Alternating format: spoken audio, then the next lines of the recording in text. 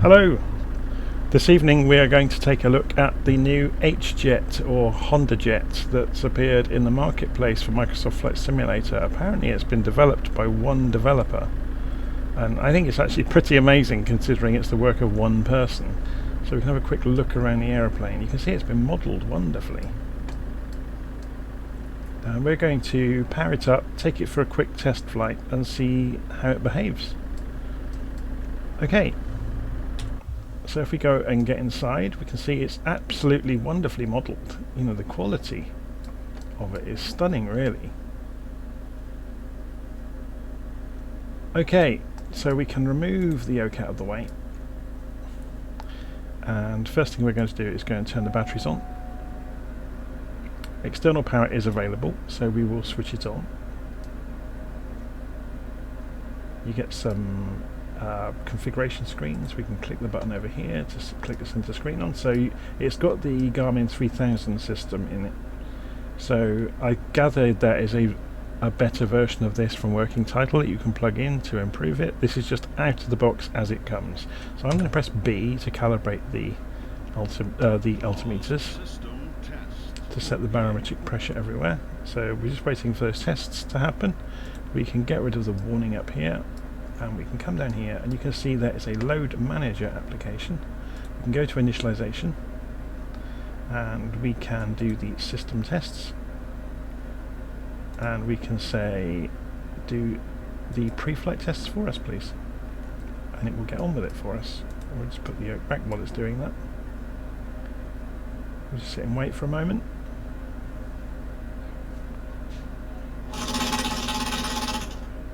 Stick shaking test.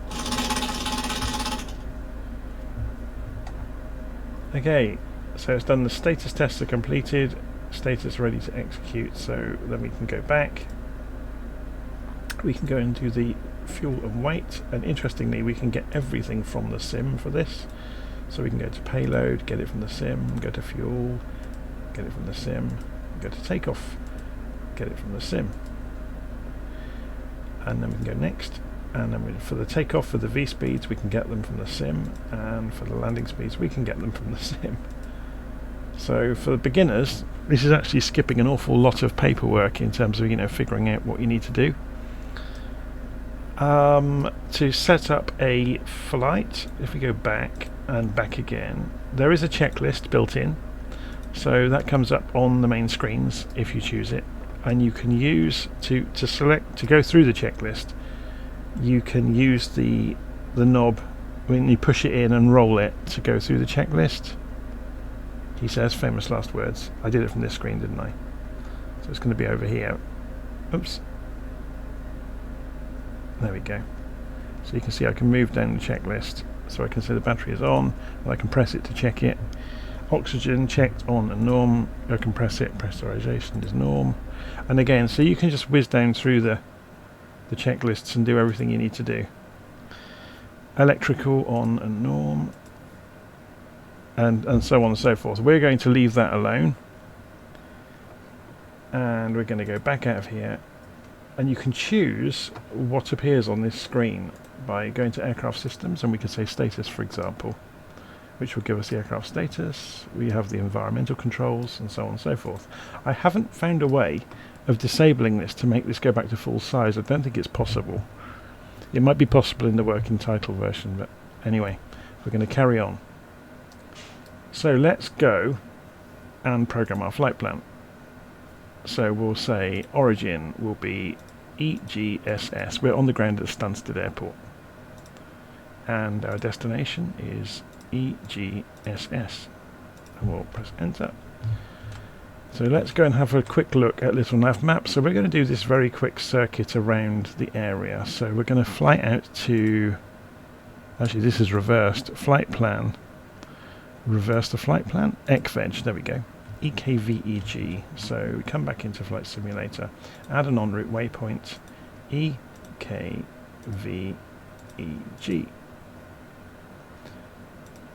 Cancel, add a non-route waypoint. Interesting. How do I do a backspace? Here we go. Okay, let's try that again.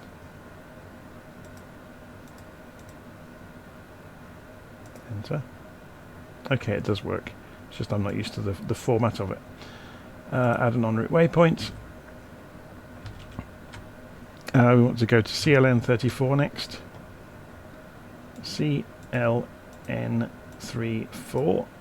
Enter. And then brain. So add an en route waypoint. Brain. B-R-A-I-N. Enter. And again there's several and it shows you the options. Add another en route waypoint. Abbott. So A-B-B-O-T. Enter. Again we can scroll down. Add an en route waypoint, and the final one is going to be Totvo. T-O-T-V-O.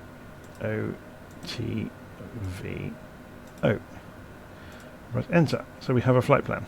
Okay. And we can say done. We didn't have to do that, but anyway. So we can now see our route is showing up on the map. So the map, you can configure it. So you can come into, if we go back to the home screen here, we've got map settings and you can configure everything about what you see on the map. Come back to the home screen. So we have a flight plan now. So we can press the OBS knob to switch between localizer and FMS mode, or we should be able to. Interesting. Oh, sorry, active nav, lock 1, lock 2, FMS. There we go. So that will follow our flight plan once we've taken off, and then we press it again to go to lock 1 mode. It's already on 11050, which would be the ILS for Stansted. Okay, let's get the engine started, shall we? So we didn't see down here. We've got external power was available, and we ended up using it, didn't we? So all we need to do to start the engines, everything's massively automated on this aeroplane. Just press the start buttons, basically. Something I learnt is you need to move the throttles to idle. They will not move unless you move them off of idle. Yeah? So you have to move them with the mouse off of cutoff to idle. Okay, so you've got basic stuff down here to do with trimming and anti-ice, things like that. We're not going to get into that today. We're just going to go have a play in the aeroplane, see how it works. So you can see on the flap lever, we need to move it to takeoff configuration, otherwise it will complain at us. And we'll come off the parking brake, and you'll notice, oh, perhaps we didn't use the. Okay, I'm just trying something here. Just turn the parking brake on and off. Okay, that's fine. So let's get it rolling. The sound is really good.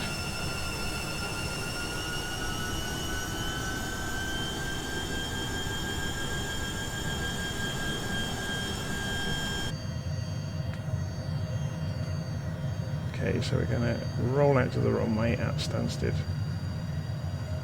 We're going to ignore all the other traffic and just do what we want.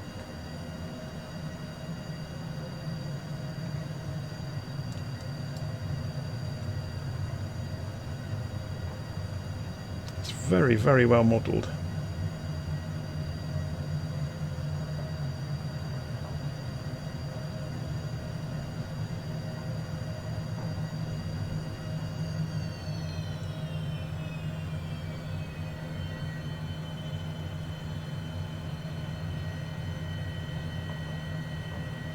So while we're rolling out, let's go and set up our selected altitude. We're going to climb to 3,000 feet for our circuit. We will use a vertical speed mode to get there at, say, 2,500 feet a minute.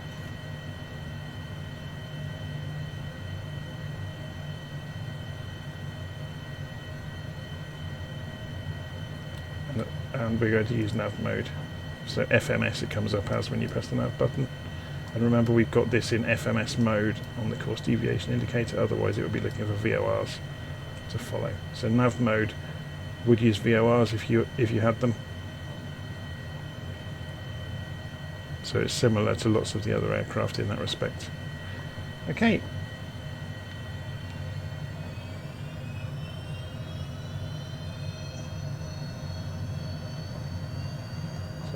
the engine forwards.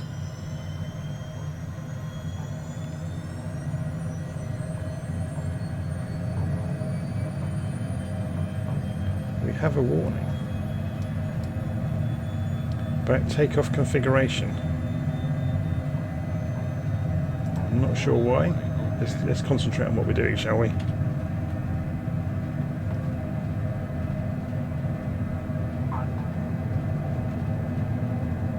Doesn't hold the centre line wonderfully. So I'm just rotating and getting into the air. So there's obviously a lot to learn around operating it correctly off the runway. So we're going to climb out to 1,000 feet on full throttle. A 20-degree climb out. So there goes 1,000. Autopilot on. And let's see what it does. So we're coming up to 200 knots. So I'm going to pull the engines back to about 80%. Flaps are up, gear is up. It would have been complaining about lights. I haven't switched any lights on. So where do we configure the lights in this aircraft? Were they down here? This is all norm. Okay, where are the light switches? It's rather interesting, because I can't see any. Unless it's automatic, of course. Where are our nav light buttons? There doesn't appear to be anything around the cockpit. So if we go back into here, traffic weather, flight plan direct to, procedure charts, utilities. Let's have a look outside. We appear to have automatic lights, which is interesting. So again, there's a lot to learn with this aeroplane. So let's have a look. Now that sound sample is repeating, which is a shame. You can hear it phasing.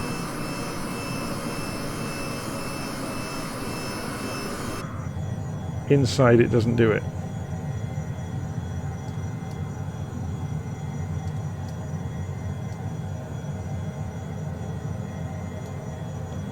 Okay, so we're just coming up to 3,000 feet. We're on altitude hold mode now at 3,000 feet.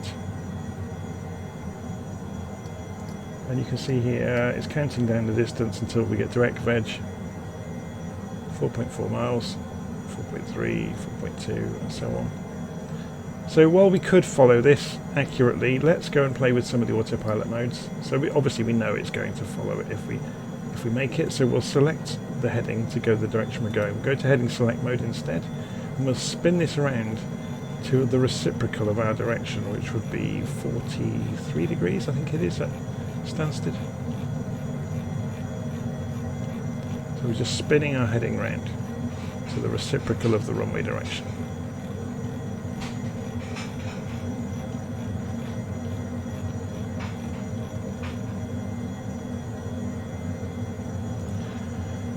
Okay, and while we are doing that, we can switch the, now we're not in nav mode, it doesn't matter, we can switch to localizer 1, which will show us the ILS. And we can go and have a play with the PFD mode to show us, yeah, the distance to the nav 1 localizer. You can see the glide slope is alive as well. So obviously on the map we have cut out most of our route. We're just keeping this flight nice and short to have a quick look at the aeroplane really and see how it behaves. As we saw on the runway, it was a bit skittish, shall we put it that way? But that's more probably to do with me and not operating it correctly, but we'll see.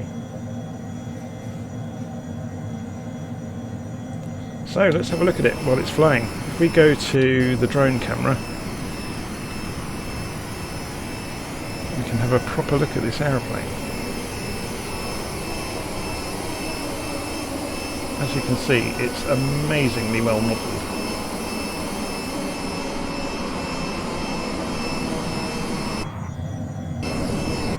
That's it thinks I was inside the aircraft there. It changed the sound set.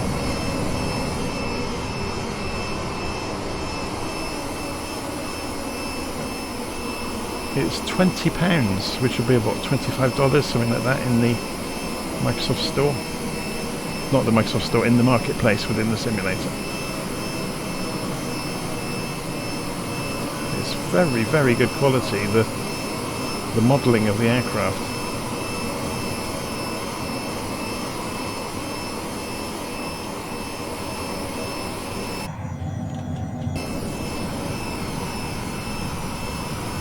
Okay, let's go back inside and see how we're doing.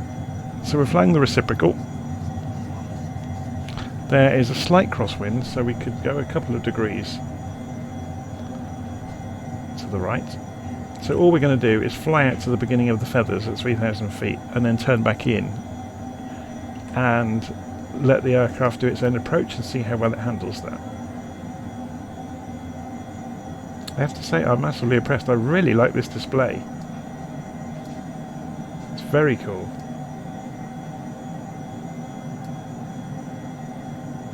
So this does the range on the map.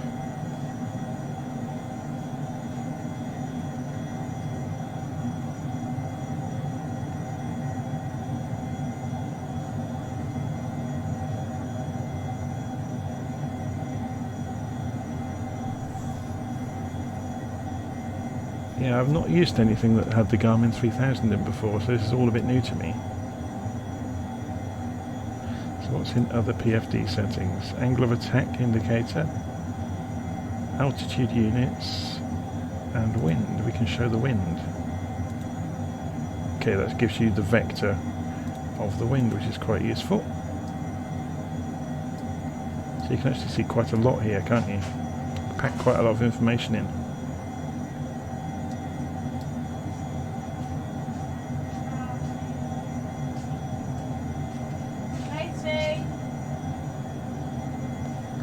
Ignore the shack behind me.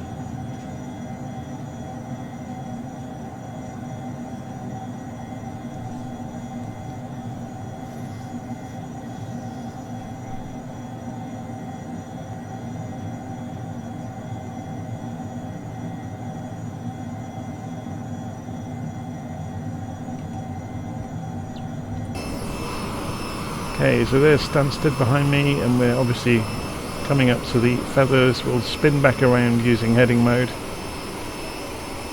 We'll try approach mode out, and then I'll take over for a manual landing just to see how it behaves.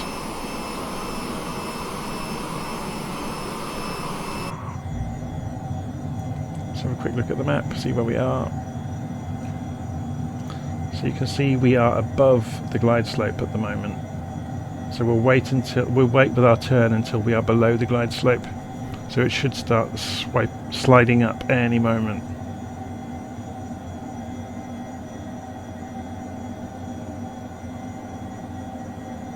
Here it comes. Perfect.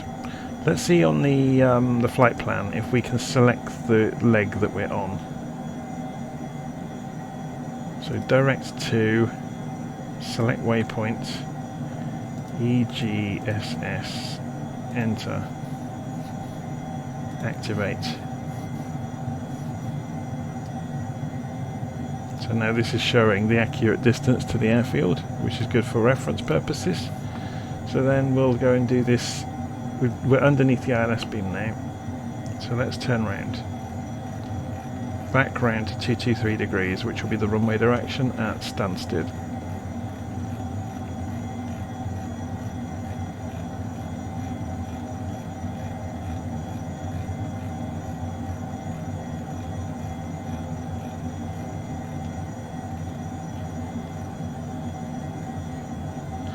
There's 223 degrees.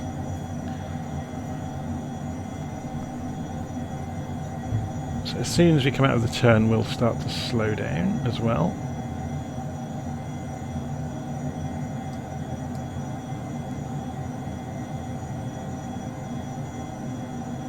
Let's have a look at this from outside and see how well it's doing it. So there's the airfield. We're turning towards it.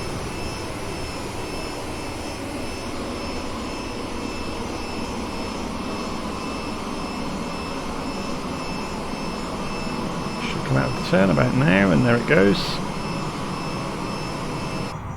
Okay, so before we get below the beam, we'll go for approach mode.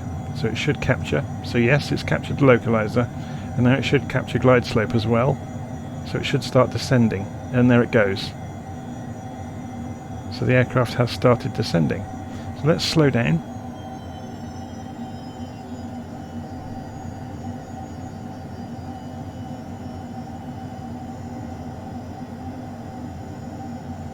Let's see if it straightens itself up, because it's not going the right direction at the moment.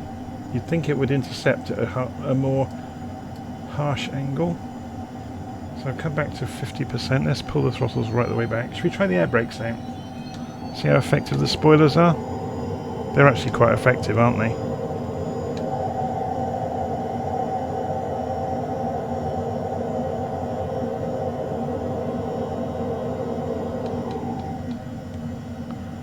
Okay, gear down. Flaps to first position. So I'm throwing things at the autopilot really to see how effective it is at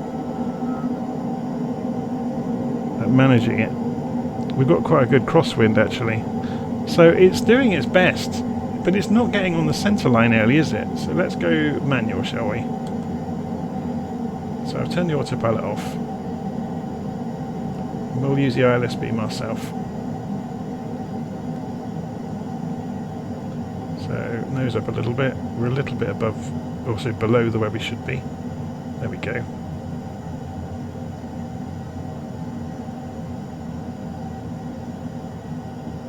So I have no idea what the stall speed is on this thing. So I've set the throttle to 50%, and it seems to be about right. So it's dropping to about 130 knots, 120. It's probably a little bit slow. So I'm going to open the engine slightly, just to arrest the deceleration. A bit low on the glide slope, so let's just pull the nose up. Get that back in the middle.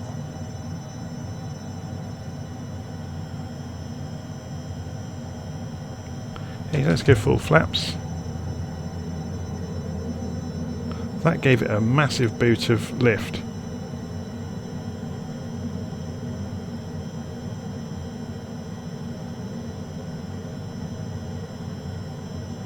We're still low on the glide slope, but we're visual on the runway. We're fine.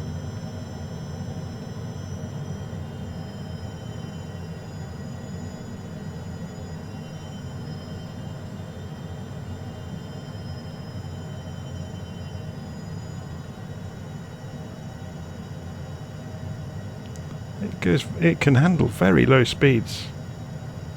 So let's go cut the engines to idle and just glide it in and see what it does.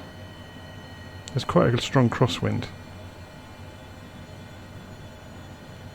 So we're down to 80 knots.